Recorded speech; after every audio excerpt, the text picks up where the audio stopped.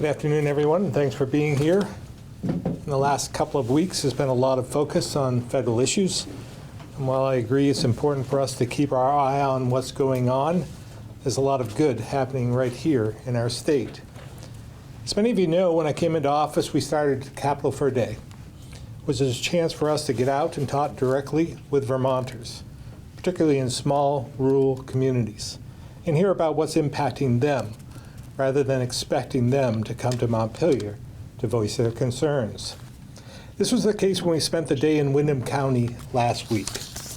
I first met with 35 veterans in Brattleboro who get together every Tuesday for coffee to catch up and chat with each other.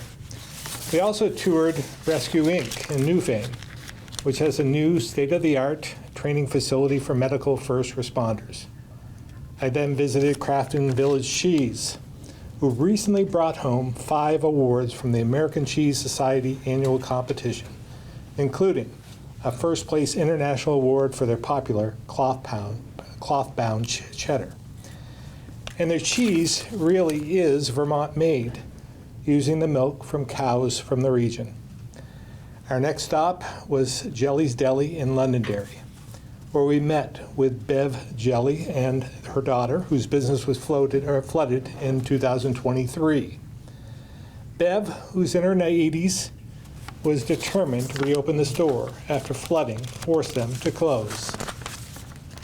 She even at her age, and with all she's been dealing with, continues to find ways to help her community, because that's the Vermont way. It's something we desperately need more of these days. At the end of the day, we toured the state park with local town officials in Jamaica, which I had never seen before. A small but beautiful and very well-run state park next to the river, within proximity to Jamaica Village and very important to the economic vitality of the community. It proved to be another hidden jewel we have here in Vermont. So with that, I'll open up to questions. I'm sure we have many questions about Windham County. What's the cabinet do in here? This is the cabinet room. What is your reason all year? We get together every single week. You just happen to choose the day that they're here. Okay. Windham County's Brattleboro has a terrible drug crisis slash crime. What is the state doing more than we already know about to address that problem?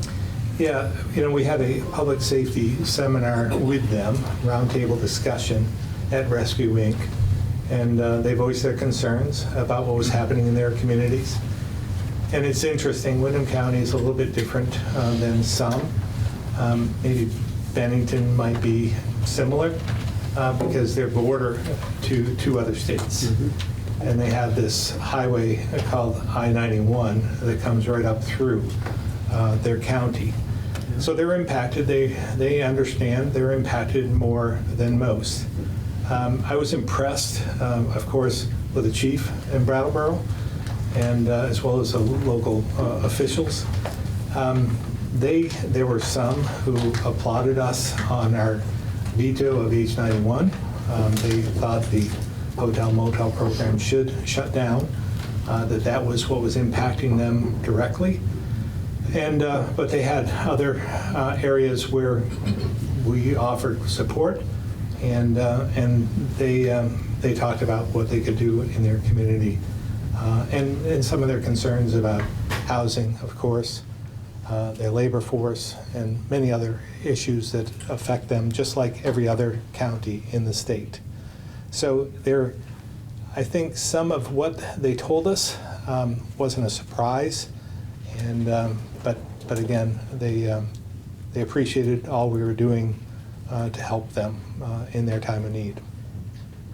You wrote a letter back to the feds about Vermont not being a sanctuary state. Why did you write that letter, and has there been a response since you sent that letter back? Well, they asked for a response. They sent a letter pretty much saying that we were a sanctuary state, and we disagreed. and for a number of reasons. So we sent a letter back describing why we thought we were not a sanctuary state, and but we haven't heard anything back from them other than the acknowledgement that they received the letter. Will this impact Vermont communities that say they are sanctuary cities? Not as far as I'm concerned. That's separate from the state. And that was, they talked about the communities within the letter, but they had said the state is considered a sanctuary state. Governor, have you ever received a letter like this before from the DOJ? Not that I can remember, but we receive a lot of correspondence with the federal government. I'm not sure. I just don't recall one. Do you think it's fair to say that Vermont has chosen a policy of non-involvement with federal immigration enforcement? We do not stand in the way of them enforcing, but we don't adhere to some of their strategies either. What do you mean by some of their strategies? Well, they might, for instance, pull somebody over and ask about their immigration status. We do not. Do you fear any kind of repercussions or consequences for there being a disagreement upon whether or not Vermont's a sanctuary state? Well, they did mention that there could be federal funds that would be withheld, but they didn't say that specifically. They just were making us aware of that. So it's always, I think we all have seen what happens in DC these days, and there's a lot of threats that come out of DC, and mostly about funding and so forth if you don't adhere. So we made our case. We'll see what happens. State tax revenue shows Burlington retail and restaurants aren't growing economically. What specifically are you doing to help Burlington? Well, I mean, Burlington's our largest city. Obviously, they have their difficulties at this point. I think if you look down through, the Canadian tariff situation isn't helping the city at all. I think the number of projects we're seeing, city projects, they're not state projects, but with the infrastructure, I think there's 5 or 6 going on in the community right now. That doesn't help. And I would have to say the lack of maybe enforcement of some of what we're seeing in the city is impacting them. So I think it's a combination that isn't a good mix for economic vitality, and so some of that will probably be repaired when the projects are completed, when the tariff situation with Canada is resolved, hopefully in a way that is conducive to Canadians coming back to visit Vermont, and if they put more emphasis on enforcement of some of the laws in regards to drug use, I think that would help. Well, what specifically are you doing? It's the economic engine, one might say, of the state. Well, I wouldn't say it's the economic engine. There's a lot of other areas throughout the state, throughout Chittenden County and Franklin County and Lamoille County and Washington County. We haven't been asked to do anything, but if they are in need, we would be happy to assist in any way we possibly can. But again, we are all ears in terms of what their request would be. Yesterday at a town hall with hundreds of businesses, the mayor, and I quote, said, "I want you to hear that Governor Scott has not been a strong partner in this." Is that true? I haven't been a partner to what they're doing. We're not partnering with the projects. Those aren't our projects. If they need some help with law enforcement, be happy to talk about that. But it would be under some conditions, like more enforcement. So she says she's reached out, she's invited you, speaking to the mayor of Burlington, and she said she's had... I don't recall any of that, but we'll look back and see what correspondence we've received. When was the last time you walked down Church Street or through City Hall Park? I'd say it's been a while. Up Church Street? I don't know. Yeah. I've been to Burlington a number of times over the last few years, in between floods and pandemics. But have you walked through City Hall Park, Church Street yourself recently? I can't say that I've been recently. I think the last time I was at City Hall was when Hamas invaded Israel. But you haven't walked, and when there was an event, you haven't seen what it currently looks like with what many businesses are saying is open drug use and open crime. You have not seen that I've yourself. heard that, but I haven't seen that myself. Correct. What's that message to the Vermonters? Because there are hundreds of businesses. I think there's a lot of other Vermonters that are avoiding Burlington as well. I think that's what it says. Are you saying you're avoiding Burlington? No, I'm just saying that I haven't visited there. I haven't walked down Barry and through Barry or Montpelier lately either. I haven't been to Rutland City and walked through their downtown. So I don't think it's any different than any other major city we have in the state. Is she just blaming you? Is she trying to shift blame from her own policies? I think it's easy to blame others when some of your strategies are failing. What do you think of, the president just took over DC, law enforcement in DC, or at least with the National Guard? I mean, it's obviously been deemed pretty controversial, but is that a strategy you maybe would want to see in Burlington? Not without working with the local community. Do you think it's a something local like that is community. It's a local. necessary? No, I don't. I don't think the National Guard is appropriate for Burlington. I think they have their struggles, but we're not at that level at this point. I mean, there was a gentleman that was just beat up by 3 youths. We're hearing similar types of violent crime out of Burlington. Sure, it's a much smaller scale than Washington, D.C., but you don't think that there's some... No, I think a stepped-up enforcement is necessary. But I don't think the National Guard is the answer, nor do I for Washington, D.C. The state's MOU with Customs and Border Protection related to payment for prison bed space in the state prisons expires actually today, I believe. Is there a new deal that's been? Actually, we found out it doesn't.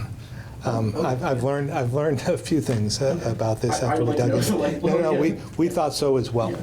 But it looks like it's more in November, maybe November 1st, certainly at the end of September. And it's a little bit, it's like complex but simple. I thought that there were 3 separate agreements. It turns out there are not. And there's one major one. We're working on some of the details of that, but we have a little bit of time towards the middle end of September before we have to reach agreement on that. But we're getting there. So how can I characterize the current discussions with CBP? I think it's been positive. I think we are getting close to agreeing on a dollar amount in terms of detainees and the daily amount that we would be paid, as well as with healthcare and transportation and so forth. So that's been positive. I mean, they want to be a partner, and it does defray a lot of costs on our Department of Corrections in terms of bed space and so forth. So it helps. It's millions of dollars. Yeah. So, but it sounds like the goal is to continue having this agreement and allowing immigration authorities to use. The goal is not like what we heard from the senators earlier this year in the State House to cancel it. No, and I think many have come around to the fact that these detainees in particular are better off in Vermont than somewhere else. And so we are working towards an agreement that works for both of us. Governor, President Trump just announced his intentions this week to eliminate mail-in voting. What are your thoughts on that, and how might Vermont respond? Well, again, I disagree. I think that mail-in voting has been helpful in a lot of respects. I think it's, to be honest, I think it's brought a little bit more balance to the legislature, having mail-in voting. But that's my only opinion, my own opinion. So I disagree that it's unsafe. Could it be better? Could it be made better? Possibly. I don't know how, but I think we've seen a decline in the number of people who vote, especially when you think about town meeting day and so forth. And it's problematic. We need a broader perspective when you see numbers like 13%, 14%, 15% participation without mail-in voting. I think it leads you to believe that when we get those higher numbers, we have mail-in voting. So I think as long as we can continue to keep the integrity of the mail-in program, mail-in ballot program, I think it's worthwhile and useful. You said that you think maybe it brought more balance to the legislature, mail-in voting. Do you have any evidence or statistics or anything maybe that you have that thought, or you just? I just feel as though over the years I've just seen more participation. There are a lot of people in Vermont that have given up on voting. I'm not going to vote. It doesn't matter anyhow. My vote doesn't count. And I think with making it easier with mail-in ballots, I think we've seen a broader participation amongst all that demographics. Governor, I wanted to ask the latest on the plans to bring state employees back to the office part-time. Do we have an indication of the timeline of that or when that's happening? Yeah, we're working on that, and I don't want to get ahead of what we're proposing, but I did that 2 weeks ago, so I'm not going to make the same mistake twice. But I think we're making progress on that. I don't know if Sarah, would you like to talk a little bit about that? Yeah. Thanks, Governor. So as the governor said, it is something that we are working on in a very kind of methodical and strategic manner. Our goal is to communicate to our workforce as soon as we have information to share, essentially not announcing to the media before we communicate with our workforce because we value them very much. Other than what I did.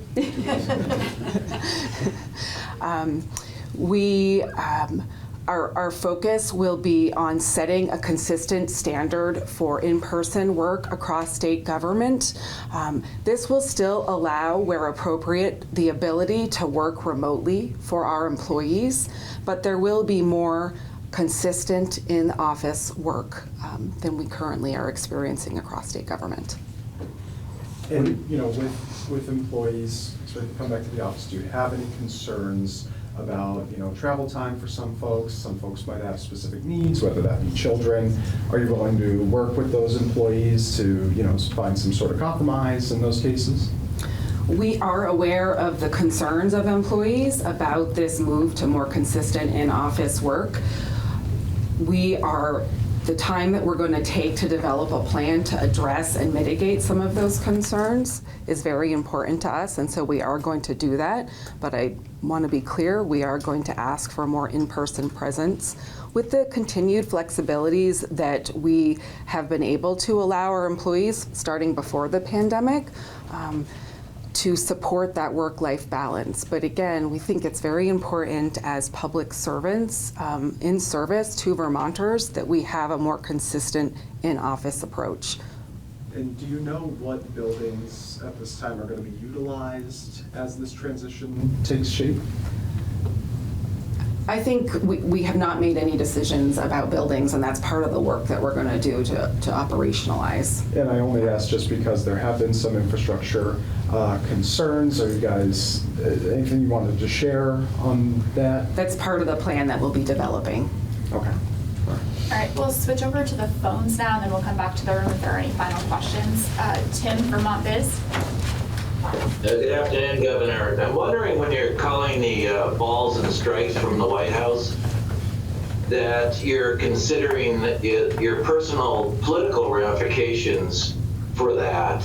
November 2026 will come up pretty fast, especially with the SNAP data decision that got a lot of blowback. Do you consider what that could be to you personally? No. How about for the legislature? You just talked about bringing more balance to the legislature. There could be blowback for them as well. Is that considered at all? Well, again, I I think it's important during these times to be level-headed, be pragmatic, and to just really look at what is coming out of Washington, what's real, what's rhetoric, and that's when I talk about the balls and strikes. For instance, the reconciliation bill. There were many, obviously, that are opposed to it. There's many poor pieces of that I might be opposed to, but there's some things in there that are beneficial. For instance, the Rural Health Initiative, and that was put in towards the end due to the senator to get the vote of the senator from Alaska, Murkowski. And but we're going to realize about $100 million a year over the next 5 years. We'll have to make application for it. It's going to be a lot of work for us because we haven't received any guidance yet. But when I was in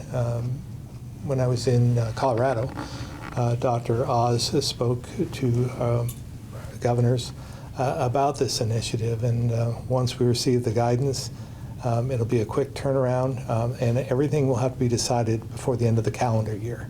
So this is a big deal for us. We think we've already started our work on this, making sure that we cover, again, rural health and make investments and not just backfill and spend money, but trying to bend the curve because we know that healthcare is expensive in the state, and we have to do something to curb that. So again, that's one example of probably many where we appreciate what they've done and what's in the bill, and something that could be beneficial to the state.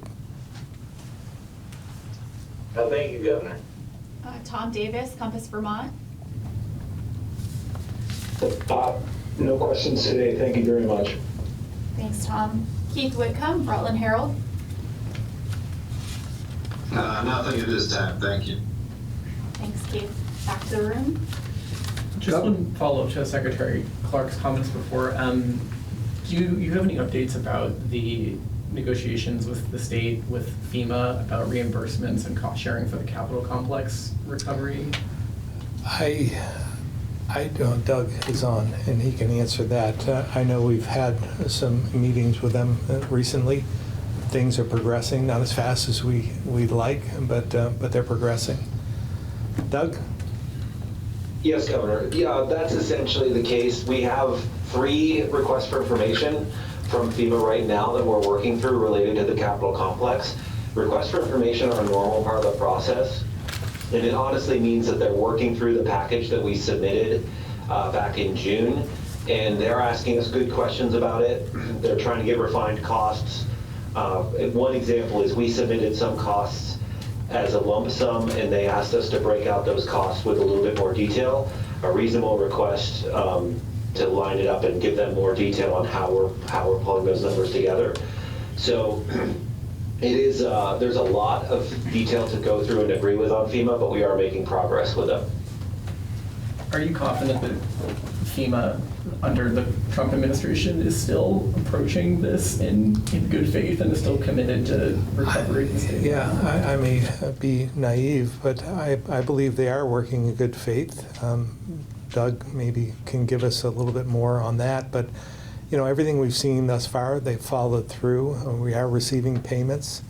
And we've gotten the first, I think, of some of the homes that will be taken offline. So I think the buyouts are important. And again, the time is not something that is unusual for FEMA. We went through this with Irene, and as I've said before, it was 10 years, I think it was maybe longer. No, it was longer than that, because we had the last project that went through the pipeline maybe a year ago from Irene.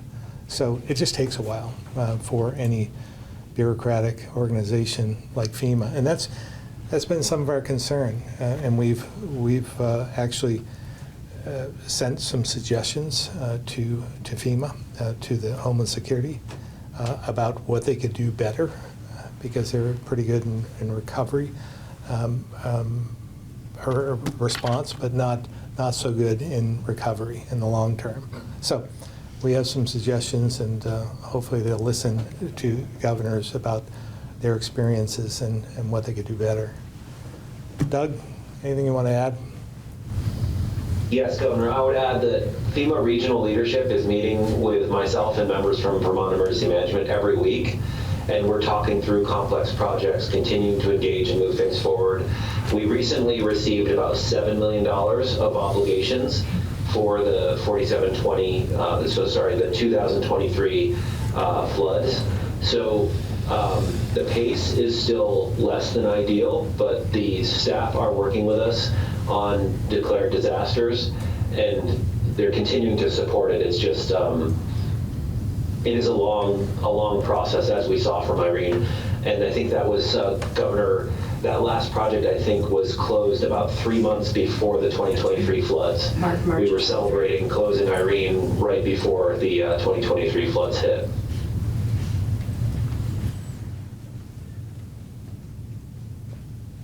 Governor, 12 states are, this is a question about SNAP benefits.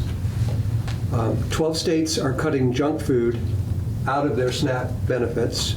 Should Vermont join them? Jenny, would you like to? That's news to us, so we can take a look at that and evaluate it, but it has not been on our radar screen. Thank you. As a sidebar, I mean, I think it would be important to take a look at that. We want to provide quality food and sustainable. I think following up from earlier, again, in that meeting, businesses said they're down 30% in Burlington. It's been 2 years since you walked through the town, the city, the state's largest city. Would you be willing to walk with us to see the reality that these businesses? I know that would be a great photo op for you, but I know what's going on in the city. I see it. I drive through there. I don't have to walk down Church Street to see and appreciate what's going on there. So again, if the mayor and council would like to, our assistants, we're all ears. I'd be happy to meet. I've met and in conversation with a lot of the businesses, obviously. So it's not as though we turn a blind eye to them, but they haven't asked for specific help other than maybe returning to the hotel motel program that I think was a failure. So you talked about, maybe the National Guard would be a bit too much, right? Maybe any type of police presence like that might be a bit much. But I guess what I'm wondering, for Burlington, it doesn't seem like they want to make the policy changes. How do you solve the issue of law and order in Burlington and Vermont as a whole, really? It seems like we're hearing stuff every day about just catch and release and violent crime. We've made some gains with the legislature in the last session. Not enough, but more than we have in the last few years. So that's the catch and release is something we hear a lot about. I will say, I mean, in terms of the former mayor, Mayor Weinberger, did ask for assistance, and we provided ESP for some shifts, and we did. We were there in uniform. So it's not as though we're opposed to more law enforcement. I was saying I'm not going to activate the Guard to go there unless there's a true emergency. You haven't been getting any requests from the current administration for more VSC patrol? I haven't, not that I'm aware of. Anything you've heard? No, not that we're aware. Can I say something? Sure, absolutely. So I don't know how long you've been tracking the situation in Burlington, but none of this happened overnight. This is years and years and years of policy decisions, budgetary decisions, the city council decisions that have led to the situation in Burlington. And to come around on point and somehow point a finger at the governor belies the reality for the people who lived through that as city employees. So I'll leave that part of it there. My colleagues at AHS and at DPS and others across state government do engage with the city of Burlington, and we engage with them quite regularly. And we recently paid for, out of a federal grant, to bring a project to the city of Burlington called the Situation Table that brings together stakeholders to solve complex cases of people who are at acutely elevated risk of harm or overdosing or recidivism. And so we are bringing tools to that community, and we do talk to them on the regular. The problems in Burlington did not occur overnight. They will not be fixed overnight. And it requires that everybody commit to principles of accountability, shifting the pendulum back to the middle so that the use of public spaces is just as important for law-abiding people and businesses to thrive as it is for service-resistant people who make others afraid or commit crimes.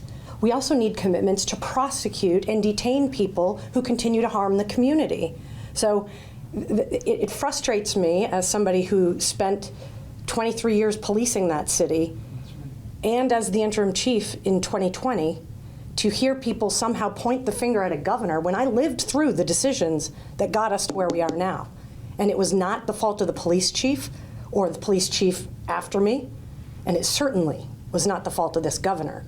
The city has made their bed, and they are going to have to ask for specifics to help turn the corner. We are here to partner with the city of Burlington, just as we are in Brattleboro, Bennington, Springfield, Rutland, St. Johnsbury, Barry and Montpelier, and now in Woodstock and Hartford. So we are willing to engage in crime reduction strategies, but we can't be the ones directing the work. We don't come in and do something to a community. We work in partnership with communities who need state-level resources because they've exhausted the local resources. So that's how this works. And I really resent the implication, whether it's your implication or the mayor's, that somehow Governor Scott is responsible for anything that has happened in the Queen City. And to be clear, I quoted the mayor earlier. Right, okay, just good. Well, then we're good. But it's I have to say, it's, if you haven't been here for the last 5, 6, 7, 8 years and followed this, then of course you're going to be like, oh, this is terrifying. But that's not the whole story. What's the status of the safe injection site there in Burlington? Any location picked for that yet? Do you know? I'm not aware that any decisions have been made on the location. Just one more follow-up on the federal funding stuff. As you know, there was a bunch of language in the big bill this year that would require certain action from Secretary Clark's office, from the JFC, from the E-Board, when we hit certain triggers of federal funding cuts. Has any of that happened yet? Yeah. Have there been any specific responses to specific? We're not seeing any immediate action that would necessitate coming back into session for anything. Anything you want to add, Sarah?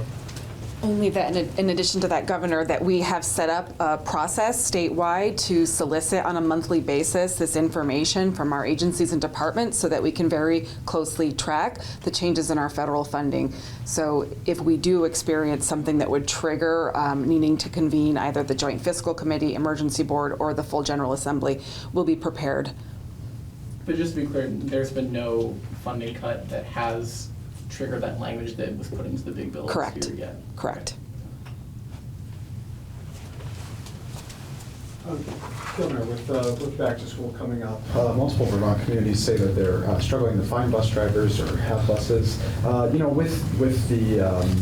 With the education reform law, is there any thoughts on this issue and how the law hopes to maybe help transportation for Vermont students or anything like that? Well, again, as we've seen, there are impacts throughout Vermont in every sector due to our labor crisis.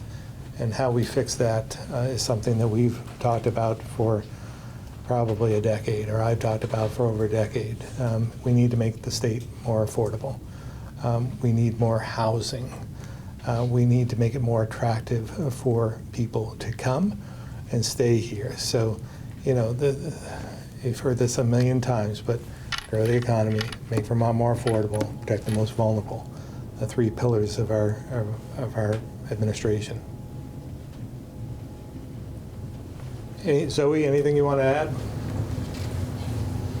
Thank you, Governor. I would just add that Act 73 does contemplate that as a benefit of the redistricting process, and the Agency of Education is tasked with providing recommendations around transportation and thinking about how we could gain some efficiencies operationally and also in the way of cost reduction in the future state. So more information around that, but we do anticipate that will be a benefit of the education transformation work, as it will be able to consolidate bus routes and really create more efficient operational structures.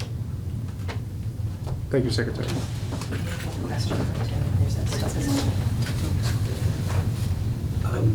So foliage season isn't too far away. Any plans to do something to encourage people from Quebec and Canada to come down to Vermont? Yeah, I mean, we've been talking about a strategy there, but as you might remember, when we met with many of the premiers of provinces in the Canadian region, they're offended and they're hurt. And I don't know what we're going to be able to do to fix that overnight. It's going to take some time. I think the tariff situation needs to be solved first. There has been a decline in the number of times the president has referred to the 51st state. I think that's been helpful, not to continue with that. And but we're going to have to work on that relationship. So it's interesting. We had a team go to up into Quebec this past week. I thought that was good. Maybe you could talk about something good. And Anson was there as well. Yeah, that'd be great. Thank you for the opportunity. Yes, as the governor mentioned, a team of us, Secretary Tebbets and I, went to Quaticook this week. We were invited to join a member of Parliament, Marianne Dandurand, who represents Eastern Townships. And we had dinner up there and visited a place called Foresta Lumina. If you haven't been there, it's fabulous, very memorable. And it was great because we talked about how our communities are very tied culturally through the economy and through tourism. And we, as I mentioned, these relationships are long-standing. We all still very much enjoy each other, as the governor mentioned. What hurts right now is their national pride. There's some anxiety, just fear that's been built up. But we are committed to reassuring folks that when people are ready to visit us, that we're here for them and we'll be welcoming, and that we do respect their sovereignty. So we're going to continue to do that. We have another conversations for another event where some additional delegation will come to Vermont in a few weeks and enjoy visiting some areas in northern Vermont. So as you know, all of the state relies on Canadian tourism. The northern part of the state is more heavily affected. So we'll probably get together in the northern part of the state, but we look forward to that. And again, we really appreciate those relationships. Anson, is there anything I missed that you want to share? No, I would just add that, they're thirsty to get back together with Vermont, and we're thirsty to get back together with Canada. And we're going to do it one person at a time. We're going to do it 10 people at a time, and we're going to build those relationships. They still value us. We still value them.